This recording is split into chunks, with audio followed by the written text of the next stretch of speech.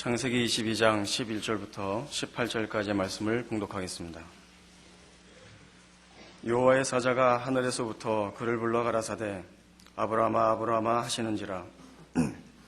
아브라함이 가로되 내가 여기 있나이다 하매 사자가 가라사대 그 아이에게 내 손을 대지 말라. 아무 일도 그에게 하지 말라. 내가 내 아들 내 독자라도 내게 아끼지 아니하였으니 내가 이제야 내가 하나님을 경외하는 줄을 아노라. 아브라함이 눈을 들어 살펴본즉 한 수양이 뒤에 있는데 뿔이 수풀에 걸렸는지라. 아브라함이 가서 그 수양을 가져다가 아들을 대신하여 번제로 드렸더라. 아브라함이 그 땅 이름을 여호와 이레라 하였으므로 오늘까지 사람들이 이르기를 여호와의 산에서 준비되리라 하더라. 여호와의 사자가 하늘에서부터 두 번째 아브라함을 불러 가라사대 여호와께서 이르시기를 내가 나를 가리켜 맹세하노니 내가 이같이 행하여 내 아들 내 독자를 아끼지 아니하였은즉 내가 내게 큰 복을 주고 내 씨로 크게 성하여 하늘의 별과 같고 바닷가의 모래와 같게 하리니 내 씨가 그 대적의 문을 얻으리라. 또 내 씨로 말미암아 천하 만민이 복을 얻으리니 이는 내가 나의 말을 준행하였음이니라 하셨다 하니라. 아멘. 여러분이 잘 아시는 대로 아브라함은 그 나이 75세 됐을 때 하나님을 처음 만났습니다. 75세 하나님을 처음 만나고 25년 세월이 흐른 다음에 평생의 소원 하나를 응답받았습니다. 아들 이삭을 얻은 것입니다. 그리고 20년 가까운 세월이 지났을 때, 그러니까 인생에 처음 하나님을 만나고 45년 가까운 세월이 흐른 어느 날 하나님께서 아브라함을 이름을 부르며 찾아오셨습니다.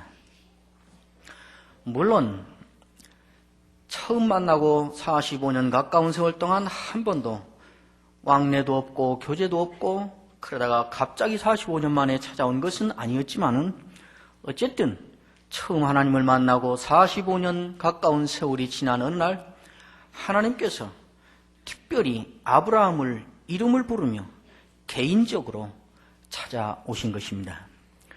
오늘 우리가 읽은 본문은 그렇게 해서 시작된 사건의 뒷부분의 이야기입니다. 22장 1절부터 시작된 사건이지요. 그런데 22장 1절은 하나님이 왜 이때 특별히 아브라함을 부르며 개인적으로 찾아오셨는가 하는 하나님이 찾아오신 목적이 무엇인가, 하나님의 의도가 무엇인가를 첫마디에 밝혀놓고 시작을 하고 있습니다. 1절에 보면 그 일 후에 하나님이 아브라함을 시험하시려고 그를 부르셨다. 아브라함아 하시니 그가 가로되 내가 여기 있나이다. 시험하시려고 찾아오셨다는 것입니다. 여기 시험이라는 말은 우리가 흔히 알고 있듯이 사람을 살살 꼬드겨서 나쁜 짓을 하게 하거나 유혹하거나 미혹해서 어디 구렁텅이에 몰아넣거나 그런 부정적인 의미에서의 시험이 아니고 우리가 좀 더 잘 알 수 있는 평범한 말로 바꾸어서 설명하면 이런 말이지요. 하나님이 아브라함에게 확인하고 싶은 것이 있으셔서, 하나님이 아브라함에게 알아보고 싶은 것이 있으셔서 아브라함을 찾아오셨다, 이 말씀입니다. 하나님이 아브라함아 부르니 아브라함이 예 내가 여기 있습니다 하고 대답을 하자 하나님이 곧바로 아브라함을 향한 확인 작업을 시작하십니다. 오늘 본문을 자세히 보면 하나님께서 세 가지의 시험, 세 가지의 확인 작업을 하시고 있습니다.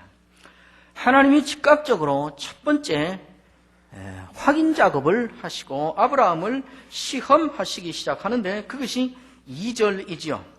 여호와께서 가라사대 내 아들 내 사랑하는 독자 이삭을 데리고 모리아 땅으로 가서 내가 내게 지시하는 한 산 거기서 그를 번제로 드리라. 말이 길고 무슨 복잡한 것 같지만은 그냥 한마디로 요약하면 이런 말입니다. 너에게 그 아들 너에게 얼마나 귀한 아들인지, 네가 얼마나 사랑하는 아들인지 나도 잘 아는데 그 아들을 내가 지시하는 곳으로 데리고 가서 잡아서 태워서 내놔 하는 말이었습니다. 아브라함이 어땠을까요? 이것이 2절입니다. 하나님께서 2절에 아브라함을 향하여 이런 시험을 던지시고 그 다음에 곧 이어서 나오는 것이 무엇인가? 여러분이 다 아시다시피 2절 다음에는 당연히 3절이 이어서 나오죠. 그러니까 3절을 읽어봐야 알게 되겠죠. 3절을 읽어보십시다. 아브라함이 아침에 일찍이 일어나 나귀의 안장을 지우고 두 사환과 그 아들 이삭을 데리고 번제에 있을 나무를 쪼개어 가지고 떠나 하나님이 자기에게 지시하신 곳으로 갔다. 2절에 하나님이 내가 지시하는 곳으로 가서 네 아들 네 독자 내 사랑하는 아들을 잡아서 태워서 내놔라. 그리고 바로 이어서 나오는 그 다음 이야기는 아브라함이 아침에 일찍 일어나서 길을 떠나서 갔다 하는 이야기입니다. 이것이 우리에게 얼마나 감동적이고 극적이고 멋있고 아름다운지요. 우리는 이 장면을 보면서 아브라함이 너무 부러운 거지요. 그래서 우리도 다 그런 결심을 하고 또 기도를 하고 합니다. 그 봐라. 그러니까 아브라함은 믿음의 조상이 된 거지.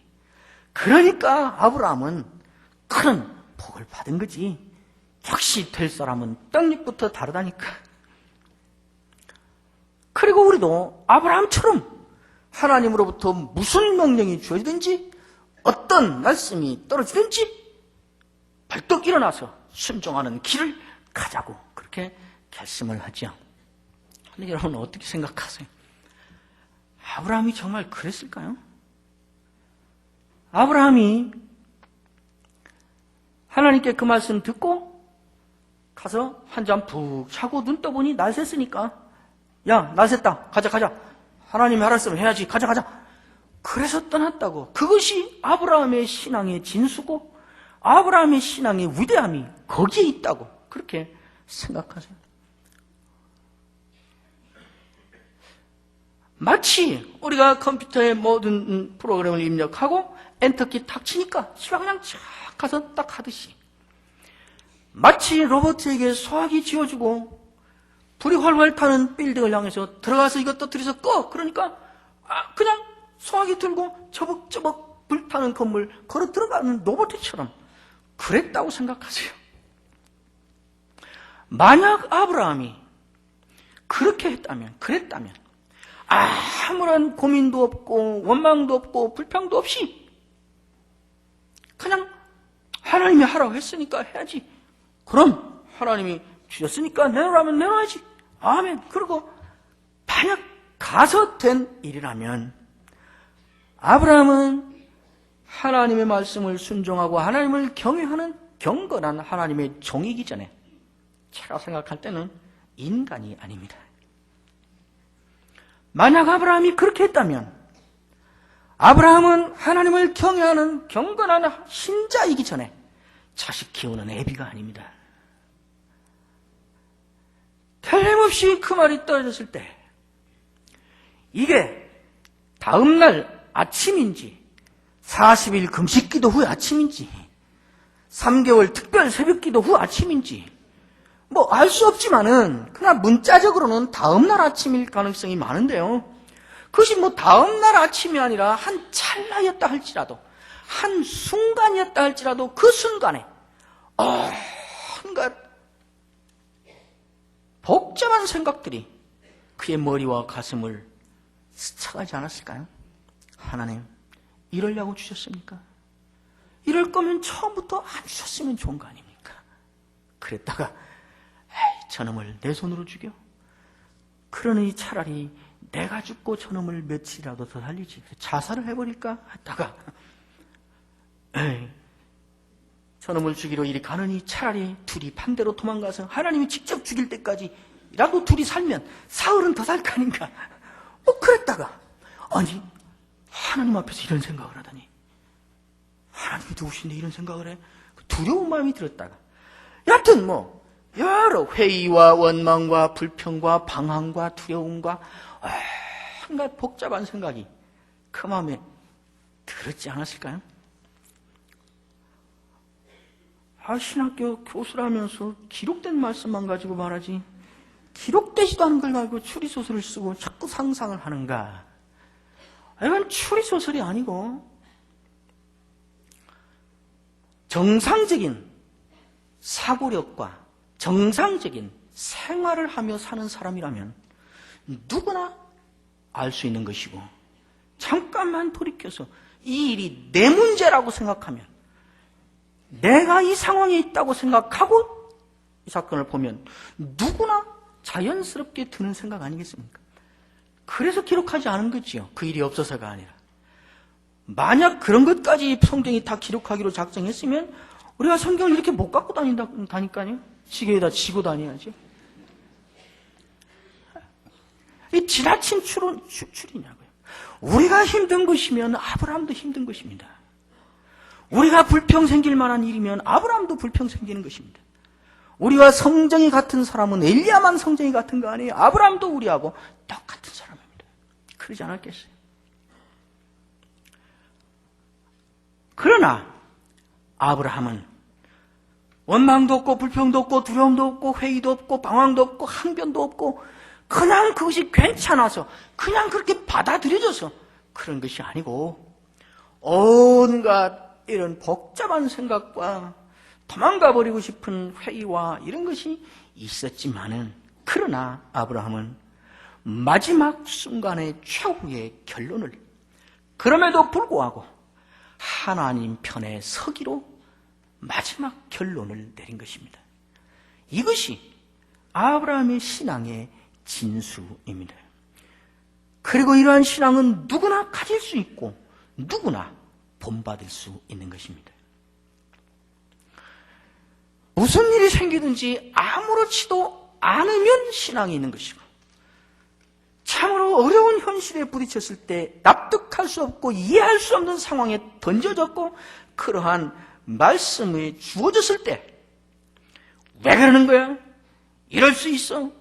의심이 생기거나 원망과 불평이 생기거나 또 도망가 버리고 싶은 생각이 들면 그것 자체가 신앙이 없는 것의 증거이고, 그런가? 그렇지 않다 이 말입니다. 무슨 생각이 들었는가 아닌가가 우리의 신앙이 있는가 없는가를 결정하는 것이 아니고, 여러 복잡한 생각이 들었는데 그 가운데서 마지막 결론을 어떻게 내렸는가 하는 것이 우리의 신앙이 있는가 없는가를 결정하는 기준이라 이 말입니다. 아들이 중고등부 수련회를 갔는데 가서 기도해서 다 보냈는데 며칠 후에 익사사고를 만나서 시체가 되어서 돌아왔는데 하나님이 주신 거니까 하나님이 가져가셔야지. 아멘. 가자. 장례 치르자. 이러면 신앙이 있는 것이고, 예수 괜히 믿었잖아 이거. 괜히 예수 믿어가지고 애 죽였잖아. 이런 생각 들으면 그 생각한 거 보니까 믿음이 없는 것이고, 그런 거냐 이 말이에요. 오래전에 제가 부목사로 있을 때 집사님이 저를 찾아왔습니다. 다 망했어요. 더 이상 망할 것도 없어요. 기도해도 효과도 없고 목사도 지쳐있는데 찾아왔어요. 목사님, 우리는 다 끝났습니다. 남은 길은 하나입니다. 죽는 길밖에 없습니다. 저는 죽을 수도 있고 죽고도 싶습니다. 그런데 목사님, 재수 없게 예수까지 믿어갖고 죽을 수도 없어요. 제가 뭐라고 그럴게요? 아무리 그래도 그런 생각을 하다니 믿음 없네요. 집사님, 믿음을 가지세요. 그러지 않았습니다. 제가 그랬습니다. 집사님, 제가 목사지만요, 제가 그 상황이 됐어도 집사님처럼 그런 생각 들었을 거예요. 그랬습니다. 그 집사님 자살하지 않았습니다. 교회 떠나지 않았습니다. 믿음 있잖아요. 그걸 신앙이라 하는 거예요. 오래전에 또 한 분이 찾아왔습니다. 아무리 기도해도 효과도 없고 일은 자꾸 꼬이고 아이는 가출하고 정말 복잡한 상황이 됐어요. 찾아와가지고 저한테 그렇게 말해요. 목사님, 나 이제 교회 그만 다닐 거예요. 하나님이 있는지 없는지도 모르겠어요. 그래요.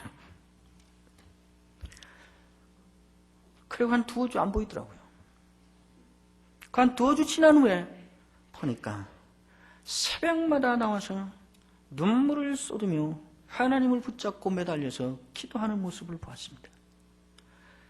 나 이제 교회 그만 나올래. 하나님 있는지 없는지도 모르겠어요.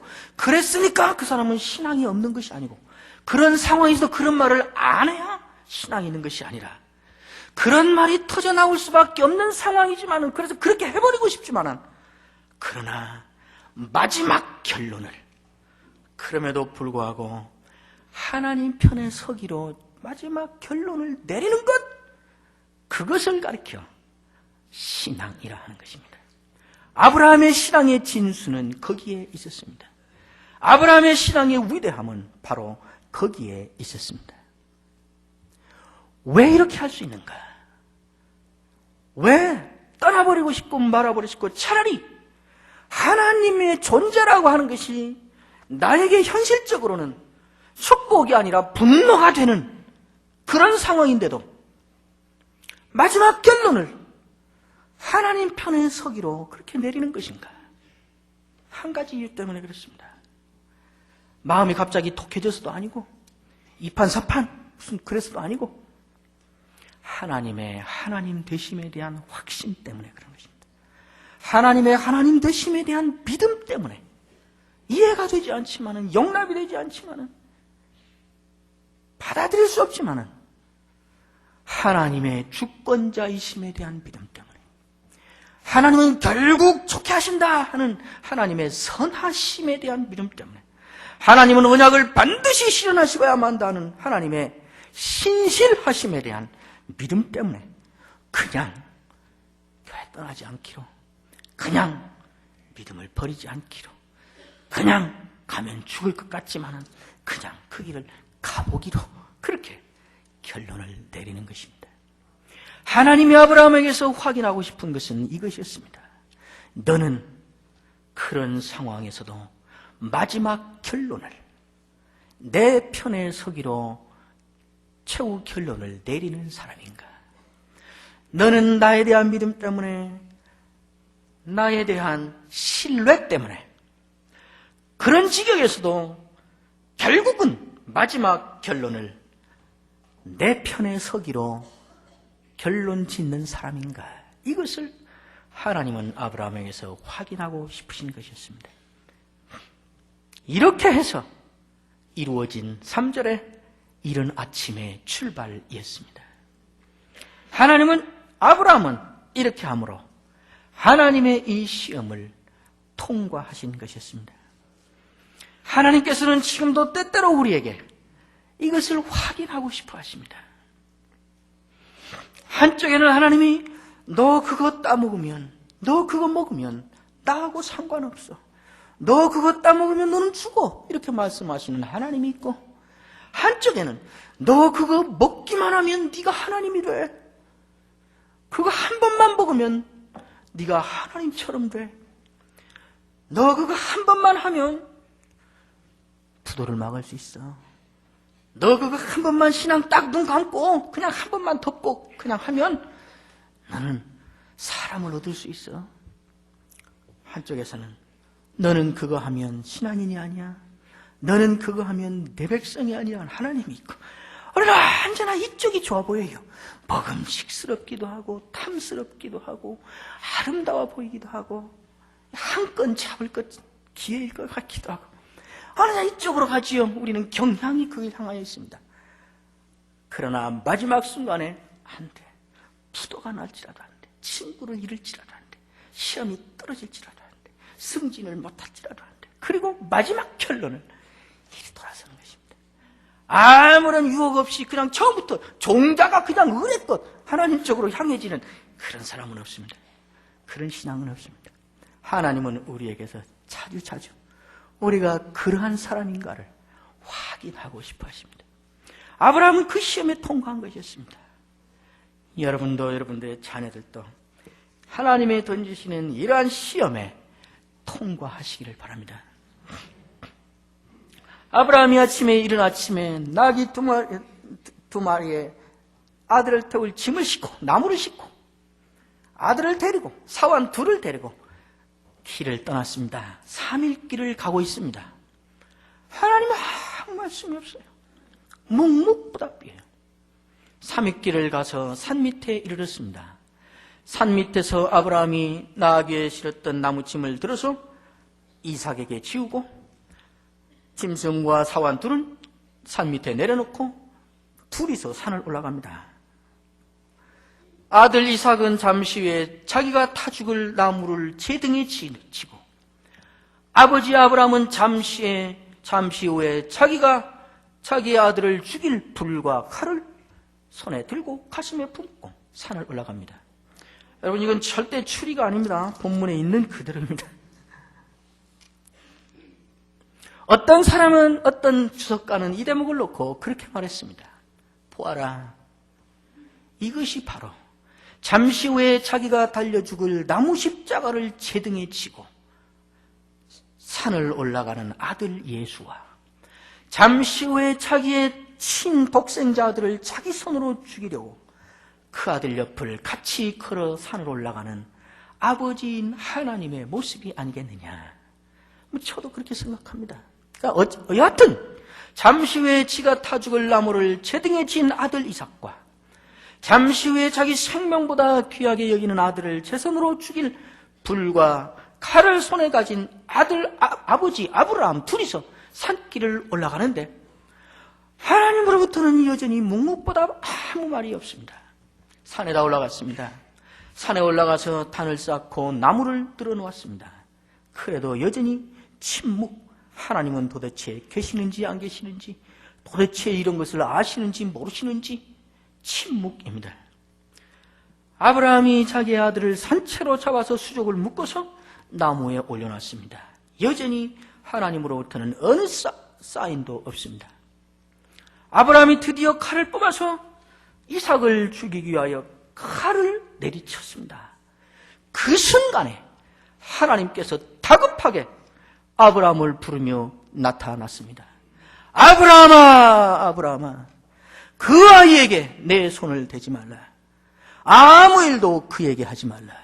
이것이 오늘 12절입니다. 마치 하나님께서 내려치는 손을 갑자기 낙구 채듯이 급하게 아브라함을 부르며 나타나신 것입니다.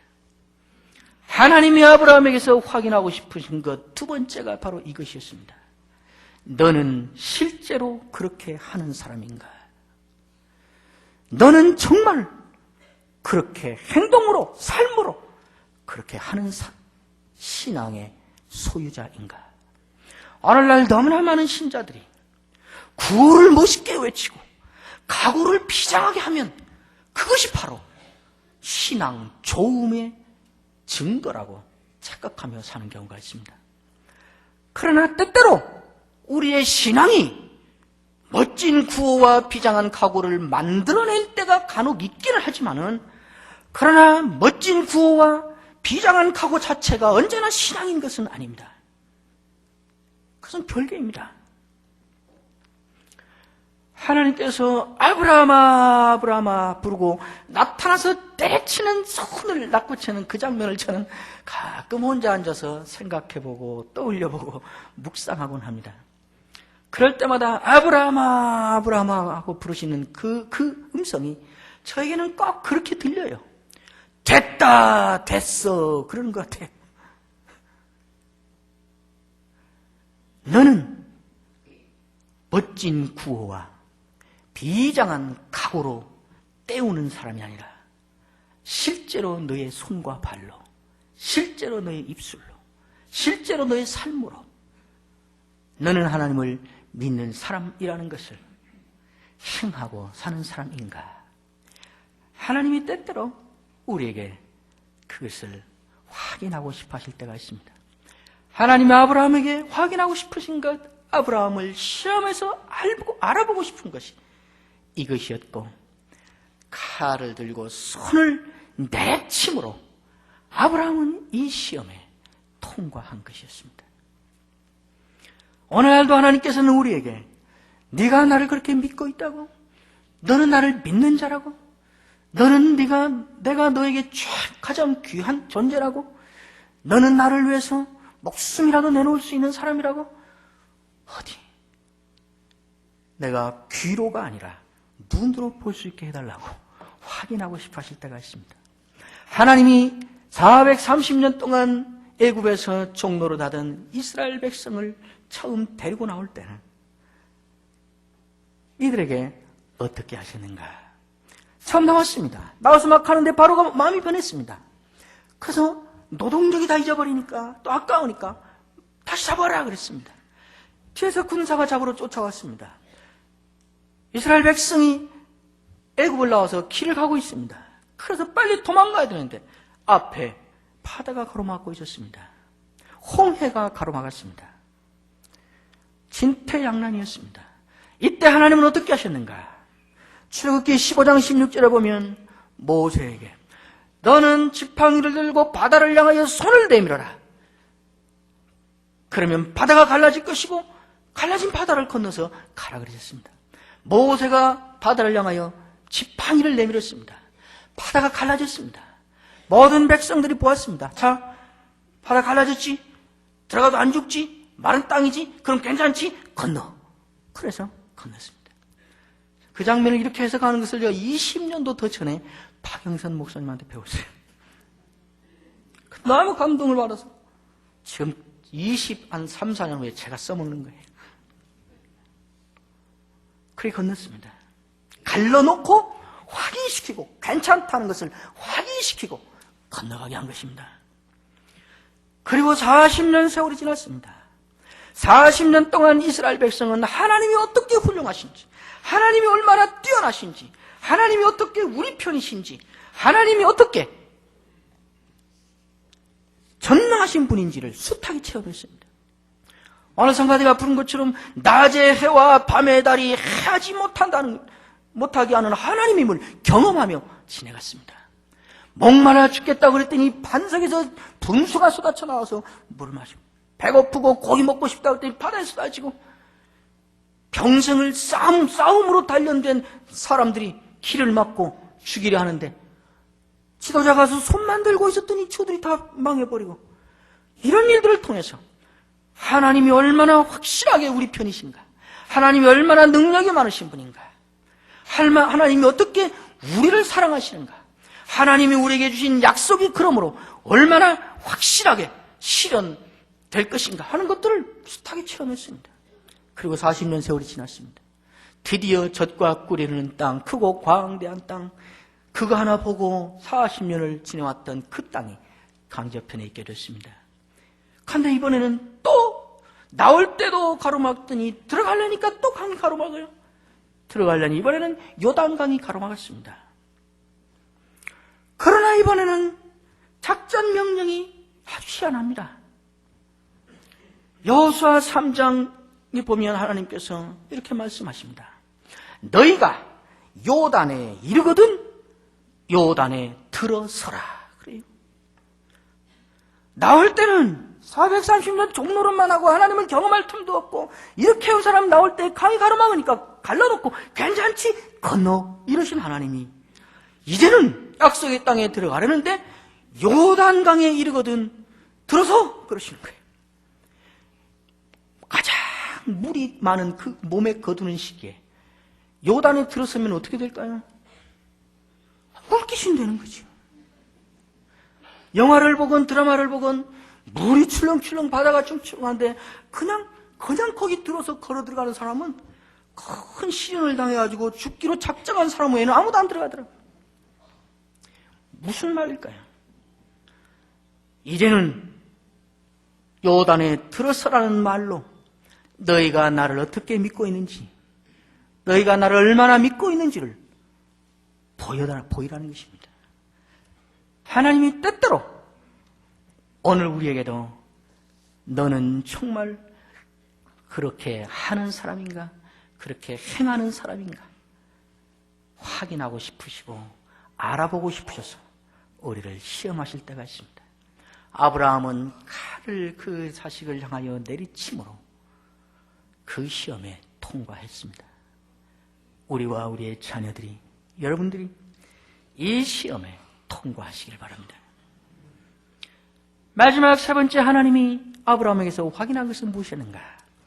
하나님께서 직접 말씀하십니다. 첫 번째 나타나서 사태를 진정시키신 하나님이 사태가 진정된 다음에 다시 두 번째 다시 아브라함에게 나타나십니다. 그리고 하나님이 이 아브라함에게서 확인한 이 중요한 사항이 무엇인가를 직접 말씀을 하십니다.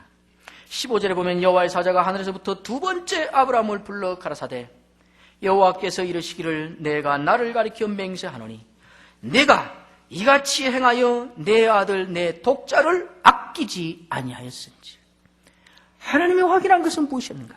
너는 나라고 하면, 내 문제라고 하면, 나의 일이라고 하면, 나 때문이라고 하면, 나의 뜻이라고 하면 너는 너의 가장 귀한 것을 아끼지 않는 사람이라는 것을 내가 알았다. 이것이었습니다.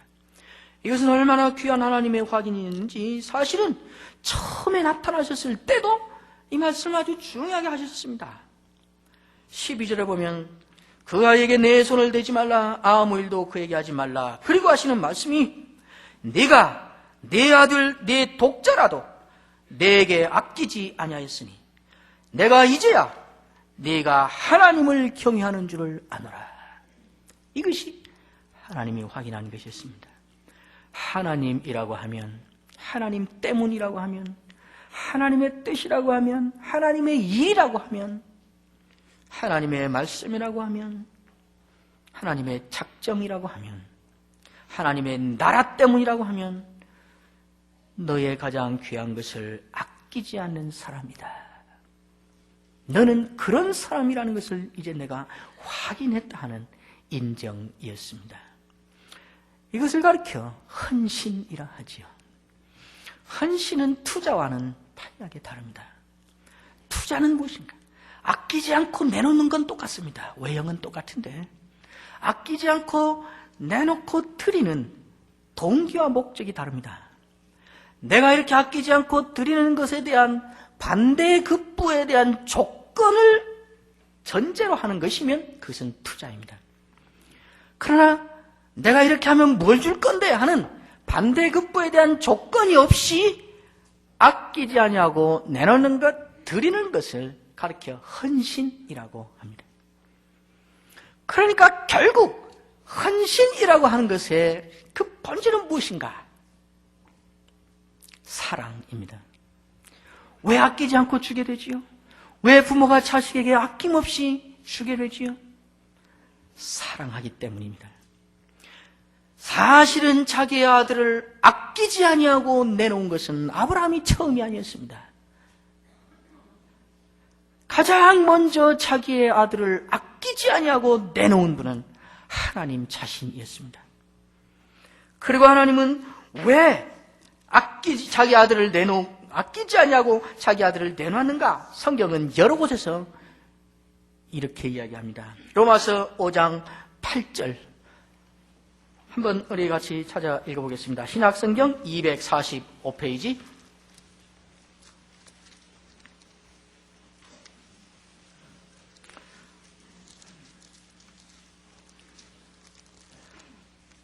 로마서 5장 8절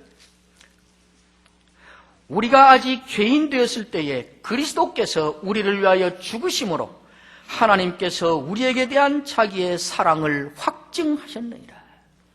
하나님께서 자기의 아들 독생자 예수 그리스도를 죽이도록 아끼지 아니하고 내놓은 것을 놓고 사도 바울은 해석하기를 이것이 하나님의 사랑이었다고, 하나님의 우리를 사랑한다는 그 사랑의 눈에 보이는 행동이요 모습이었다고 말씀하는 것입니다.